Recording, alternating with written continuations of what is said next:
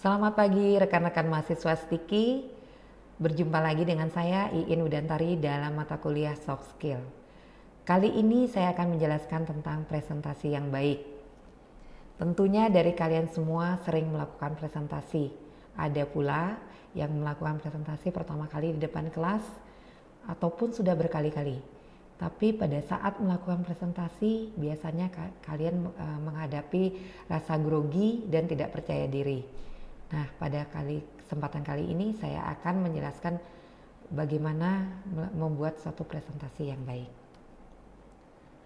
Apa itu presentasi? Presentasi yaitu adalah suatu kegiatan berbicara di hadapan banyak hadirin atau salah satu bentuk komunikasi. Presentasi merupakan kegiatan pengajuan suatu topik, pendapat, atau informasi kepada orang lain. Kesan pertama adalah segalanya. Penting bagi Anda untuk menarik perhatian mereka pada kesempatan pertama dengan teknik pembukaan yang menarik.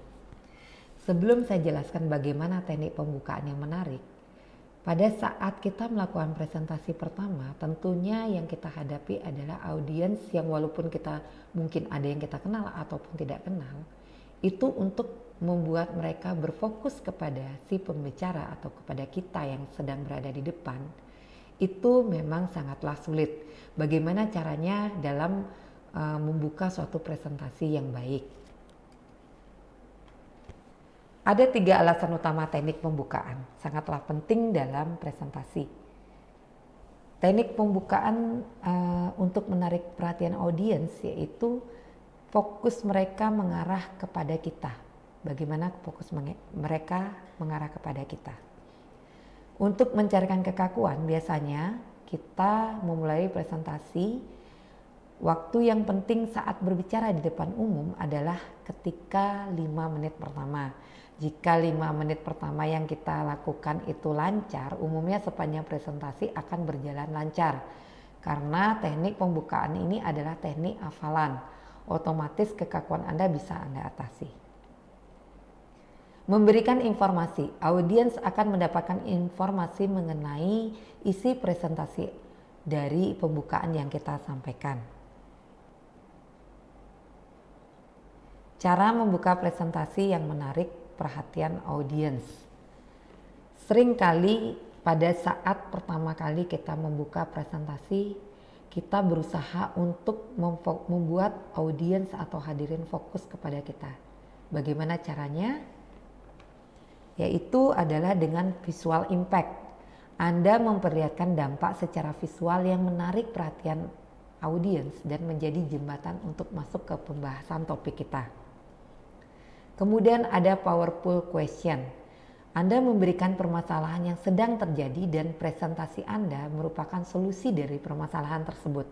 Jadi mereka akan mencari tahu apa sih jawaban dari pertanyaan tersebut.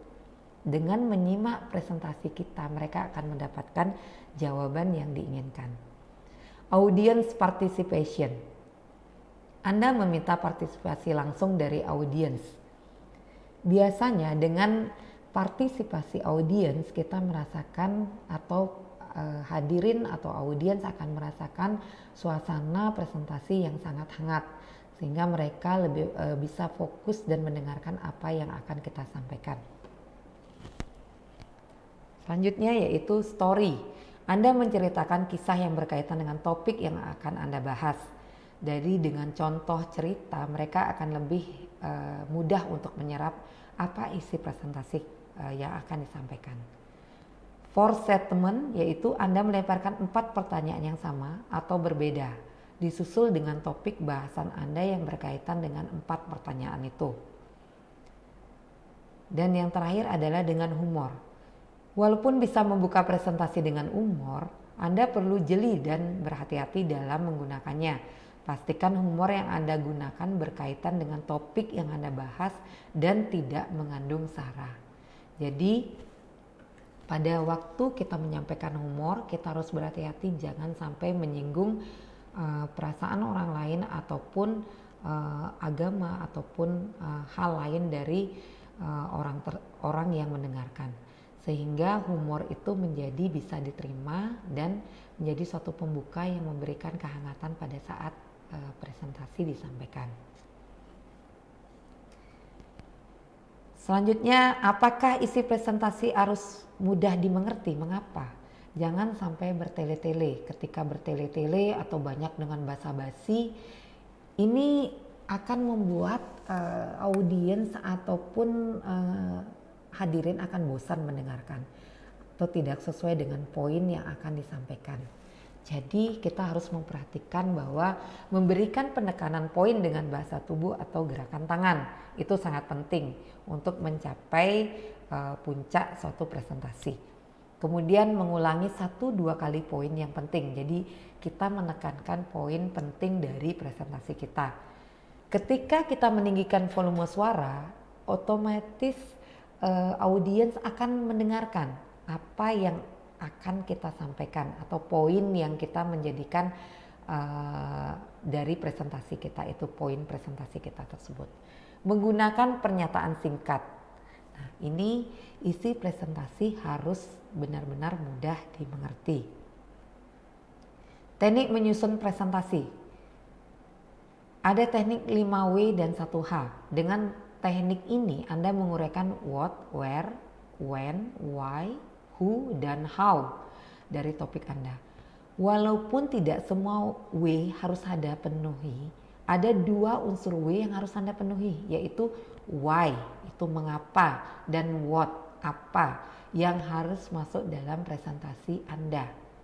Di sini maksudnya adalah mengapa Anda mempresentasikan topik tersebut dan apa topik dari presentasi Anda harus jelas disampaikan.